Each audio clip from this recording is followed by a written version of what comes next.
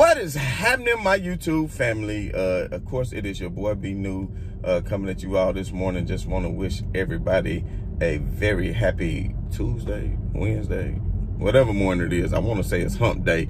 So happy vibes and good vibrations to everybody. With that all being said, let's just jump right down into business. So as we all know, the Los Angeles Lakers took on the second night of a back-to-back last night, and we know the night before they suffered a bad loss, so they were looking to bounce back last night against the Charlotte Hornets. And I know a lot of you Knicks fans were saying that I made excuses for the Knicks, that I made excuses and didn't want to give the Knicks they propers. So I just want to take time out right now to give the Knicks they just deserve. They are playing good basketball, and who knows, in the Eastern Conference they could surprise somebody in the first round. You just never know. And they are a good team, and they coming together, and they are very well coached. And with that all being said, though, they're still not a contender to get to the finals or win the finals, but that doesn't mean that they aren't a good team and they're not capable of getting better. And Julius Randle has definitely elevated his game. So let me get all that out the way first. You know, maybe some people don't listen to the entire video. They might hear the first part of where I just said that the Lakers were in New York having a good time. But I wasn't making any excuses for them, because at the end of the day, you still got to come out on the hardwood and do what you got to do. So now that that's all out the way, let's get right into it. So, speaking of the Knicks fans, I know you were cheering on the Lakers last night. All of a sudden, you became a fan of the Lakers because you were needing them to beat the Charlotte Hornets. And the Charlotte Hornets were very short-handed last night. So, I know the Lakers are short-handed, but the Charlotte Hornets were very short-handed as well. And to me, that should have equaled a very, very easy Lakers victory. But of course, you know, the Lakers had some other players out last night too. So of course, LeBron and AD have been out, but then also, you know, Marc Gasol, he's been having a sore hamstring. It's caused him to miss the past couple games here and there too. And Kuzma actually came back from that calf strain on yesterday. So it's so funny because you get on social media and you get on different websites and you in all these different groups, and you hear people just going off on Kuzma every day saying, hey, he got to go, you know, and then the next day they like, oh man, Kuzma scored 24 points and blah, blah, blah. Now, you know, I mean, which one is it? Are you a fan of his? Do you appreciate his game or not? And I know you're going to say that just yesterday I said that I didn't have a lot of faith in Kuzma, and I think that maybe, you know, Kuzma could be a good trade piece and, you know, eventually get him out of here so we can make room for the salary of course, Dennis and Andre. But with all that being said, just because Kuzma scored 24 points last night is not saying that I am singing his praises, because unlike people who maybe read stat sheets, you know, I actually watched the game.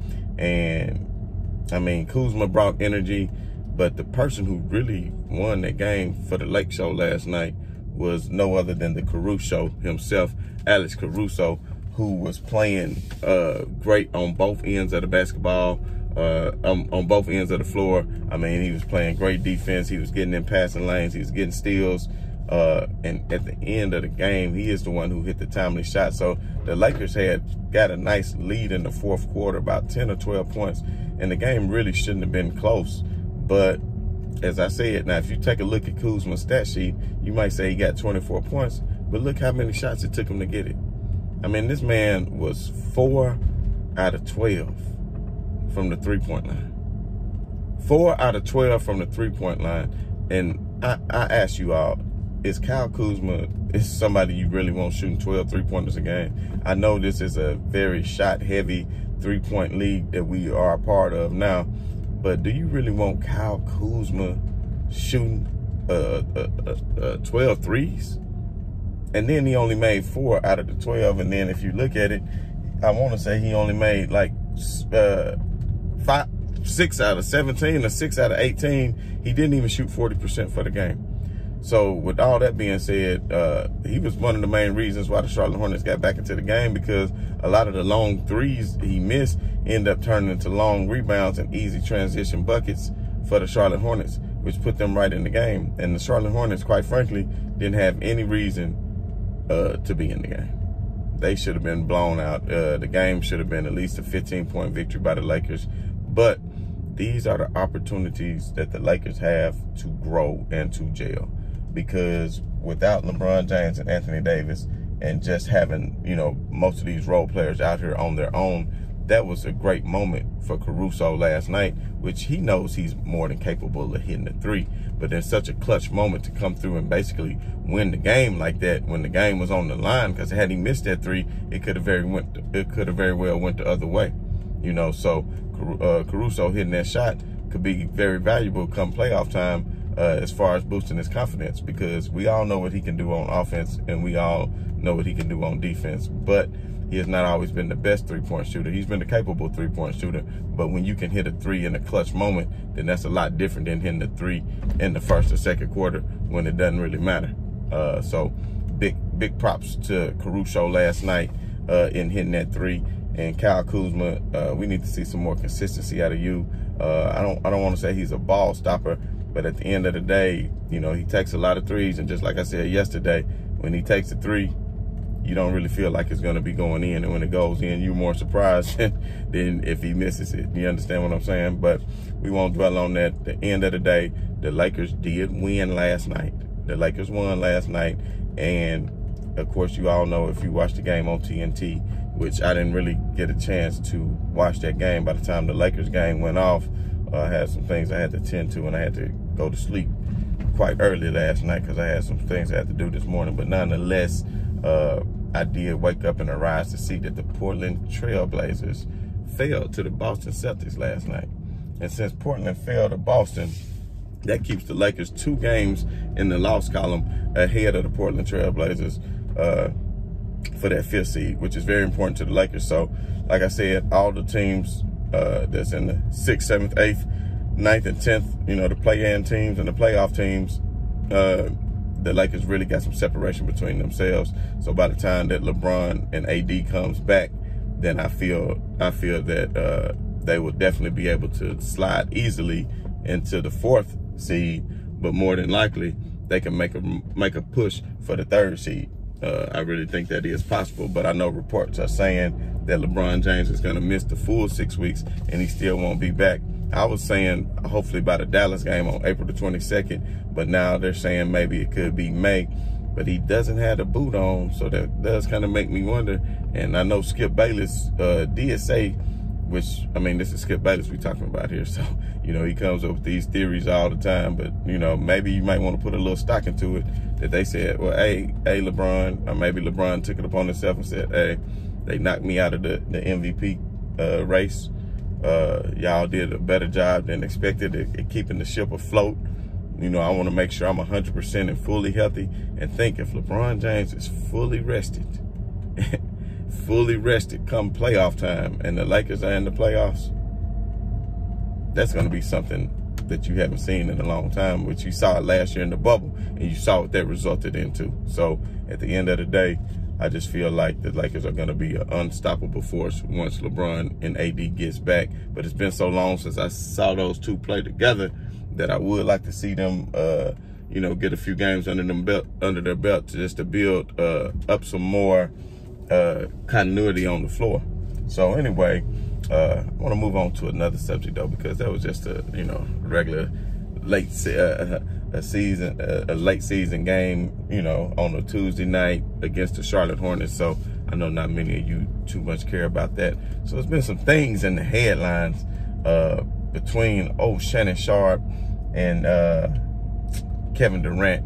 And I want to say yesterday afternoon I saw a clip of when Shannon Sharpe had said, you know, misquoted Kevin Durant on that meme that kind of had went viral.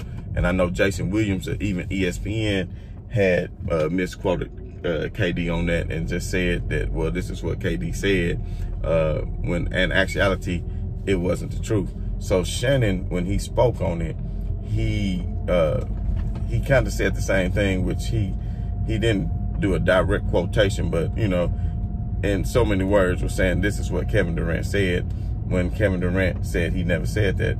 So in all honesty, you know, I would have to come to the defense of Kevin Durant on this, because that's something that he never said.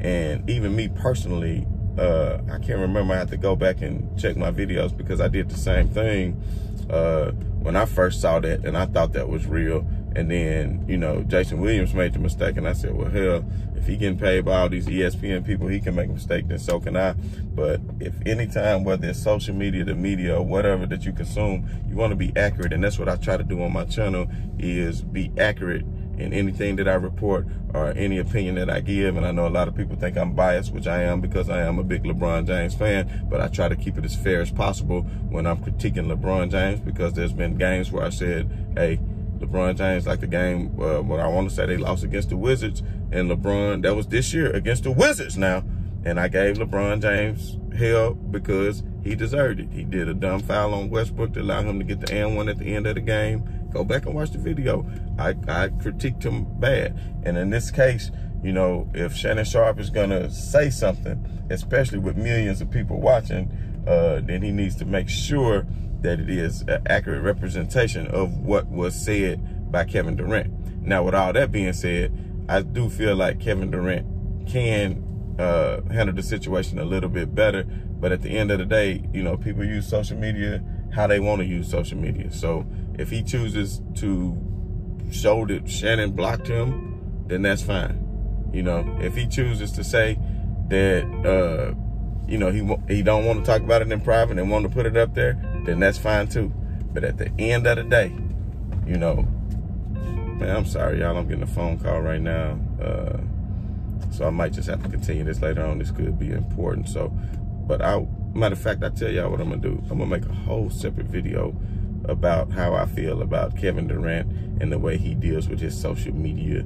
If y'all interested in me making a video about that, put your comments below, and I will make a video about that. And also put your comments below on what you feel, what you think about the Lakers last night and everything that I talked about prior to this. But if you do indeed want a video of me discussing Kevin Durant and his use of social media and how maybe he should be concentrating more on basketball and things of that nature, then let me know and I'll be happy to. But anyway, your boy got to cut it short because there's some things I got to get to. So I just want to say right on to the real. Much love to the haters. I'm out.